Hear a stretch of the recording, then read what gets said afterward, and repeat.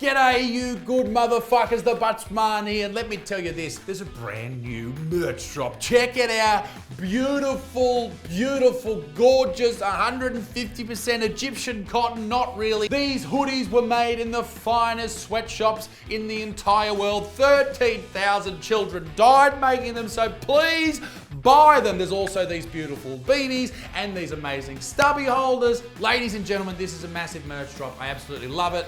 Everyone loves these hoodies every single year. They're gorgeous, they're wonderful. Go and get yours at isaacbutterfield.shop. Now, on with the video.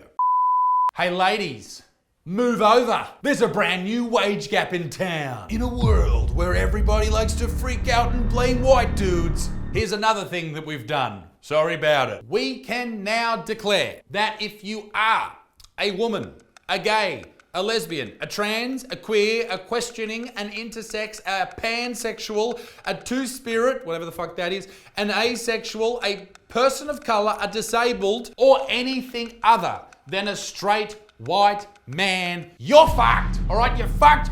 You know why? Because we're pieces of shit. Society wants you to know that you'll never be able to make as much money as straight white men or get to the career highs of straight white men or do anything that straight white men are able to do. I'll tell you why. Because everyone's racist and sexist and hates LGBTQ people. Oh, they look at people with disabilities and just fucking kick them. That was my leg, by the way. Kick them. You can't do that, can you? Disabled people. My point being, if you are anything other than straight white, you are being shown this, and I fucking hate this, you are being taught from a young age that you will never amount to the highs of the evil white person, and that is fucking ridiculous. Society just wants you to fucking give up now. What? That's shit. That is shit. Okay, so we're all familiar with the gender wage gap. The idea that men are paid more than women and women are paid less than men just because of genitals. But in a world where genitals have been proven not to have anything to do with sex, things are getting weird. But also, even though the whole gender wage gap has been proven to be bullshit and not based on sex whatsoever, people still spruik it from the rooftops. You see it in the newspapers, media articles, you see it on TV, people consistently talk about it. It gets taught in schools and universities, even though, and homes across our country and other countries all over the world, even though it has been disproven a million times over. For example, here's Australia's biggest news provider posting about it, and here's me ratioing them. Go me. Australian men out-earn women across every generation, report finds. The story they ran never actually explains why, they just blames sexism as just the evil doer. That's the evil one in their world. And here's a great way they get around me or anyone else having a crack at them. Instead of putting the author's name down, they write by 9 News staff. You fucking pussies. Now this video isn't about the gender wage gap, and I know people have heard me talk about it before, but I think it's important just to set this as a base. This is what the article said. Men out-earn women across every generation, with the largest gender pay gap appearing between the ages of 55 and 64, a new report has found. Men aged 55 to 64 earn on average 31.9% more than women, or around $40,000 a year. Now this is data from the federal government's Workplace Gender Equality Agency's report that was published recently. Now obviously that department has to have gender inequalities in the workplace as a problem, otherwise it doesn't exist. So I bet their report found something, didn't it? Anyway, my point is, there are so many factors into why men earn less than women. Let's have a look why that age bracket there, 55 to 64, has such a higher gap. And the reason it exists is because at a younger age, women have babies. Women make different decisions, and that compounds over time. Now, sure, sexism exists, no doubt, and I'm sure it plays a role. But my whole point, my whole argument with this is it is not the only thing that exists. If you are a woman and you have time away from work to have a baby, which is absolutely your right, but it is a choice. You don't have to do it. It is a choice, and that will affect your career path because on a whole, you would more likely to stay at home with the children, particularly in the first year of life because they fucking need their mum. Right? I've argued before that I think both people should have 12 months off, mother and father, but how the fuck do you do that? Who's going to pay for it? Okay? But it does affect your life. And the fact that men choose higher paying jobs on average than women because more women want to work as a nurse than as an engineer. And there's just more money in that field. Okay? What I really hate about it is it teaches young women not to work as hard because they'll never reach the highs of men. And this is the same with the LGBTQ plus community, and the same with the white versus people of color, which two groups. This fucking two group shit. It does me head in. You're teaching people that they're not going to earn as much or not going to progress as far in a career just because they are X, Y, or Z. And that's a shit lesson. That's shit. I'm genuinely very passionate about this. If you are a woman, if you are black, white, whatever, you can do anything in this life if you fucking just do it. Fuck yeah. So there you go. Wage gap solved. Don't have babies. Try and get higher paying jobs. Stop bitching. Now, but what about the wage gap for the LGBTQ people? Now, this is the big LGBTQ plus wage gap problem by Megan Carnegie. Now, research shows that the LGBTQ plus IA workers encounter a startling earnings gap in employment. What is driving this question mark? Now, before I even read this to you, I am going to go out on a limb and say that the actual gap is probably real, but it exists because of individual choices made by people who have autonomy over their own fucking decisions. Okay?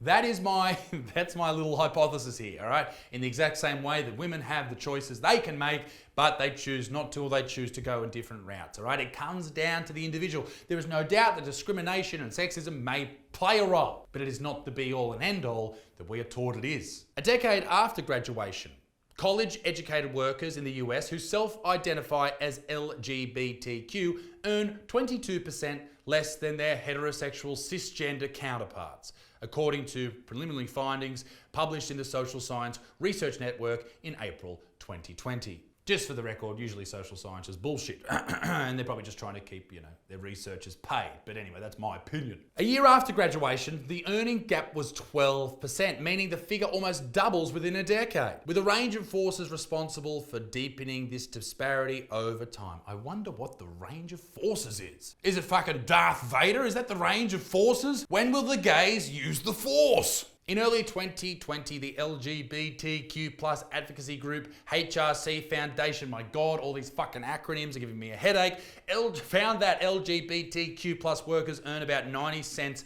for every dollar earned by a typical heterosexual US worker. This gap is felt more starkly by LGBTQ plus people of color, transgender men and women, and non-binary people. Okay, why? Tell me why. A little global meta-analysis from 2014 found on average gay men earn 11% more than heterosexual men. Lesbians, women earn 9% more than heterosexual women. What are you lesbians doing? Huh? Why do you know so much? A premium that can be attributed to the income hit many women take when they have children, rather than a lack of discrimination. It's almost like individual choices have consequences. And also, oh my God, did they just say that the wage gap isn't due to sexism? It's a choice to have a baby. Did they? Yes, Isaac, they did. Haha, ladies, no more blaming misogynists. You just gotta blame yourself. Research shows the pattern of lower earnings across the LGBTQIA plus workers is set in motion long before they are established in the workplace through choices they make in their younger academic years and early professional lives.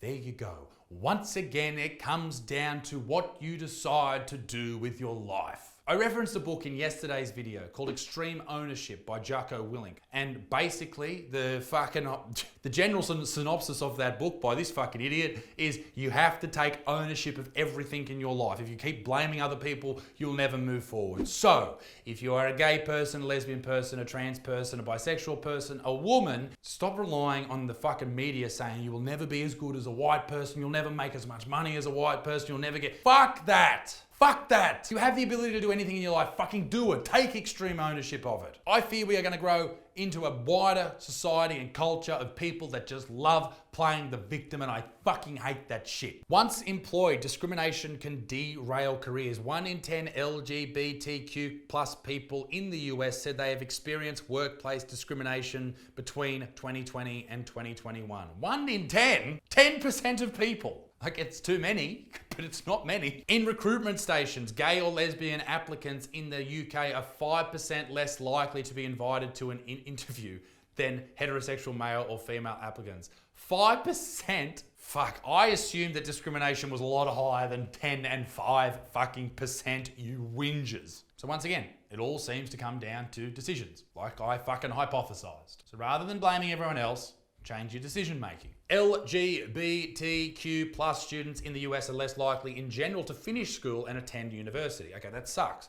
Maybe that has to do with people being bullied and shit, and that fucking sucks. They're also less likely to be in full-time employment a year after graduation. These gaps persist across the board, regardless of demographic characteristics, family background, US state, and school profile. When it comes to tertiary education, Folks research revealed that the LGBTQ plus IA pluses graduates are more likely to pick majors with a higher percentage of female. Oh. Some 29% of people aged 13 to 23 who identify as lesbian, gay, bisexual, transgender, undefined, asexual, LGBT...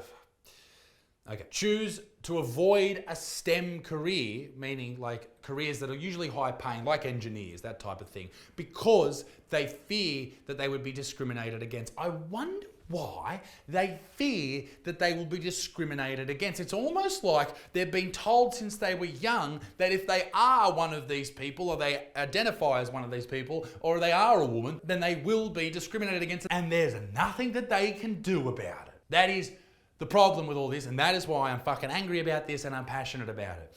We are teaching young people, a generation of young people who are gay, people of colour, lesbian, LGBT, and women as well, that they are not good enough. And it's bullshit. It's a lie. You are good enough. You're going to encounter shit in your life, dickheads, that you're going to have to deal with. But that's life. Life isn't fair. And that sucks. But that's just fucking it, all right? Fuck me. Make your own decisions in life. Don't rely on all these other people trying to scare you. I guess at the end of the day, fuck what the media thinks.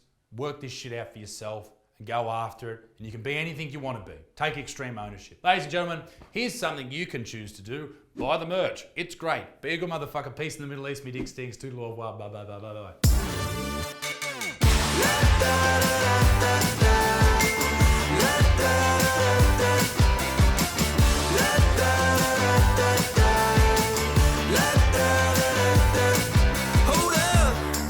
Now do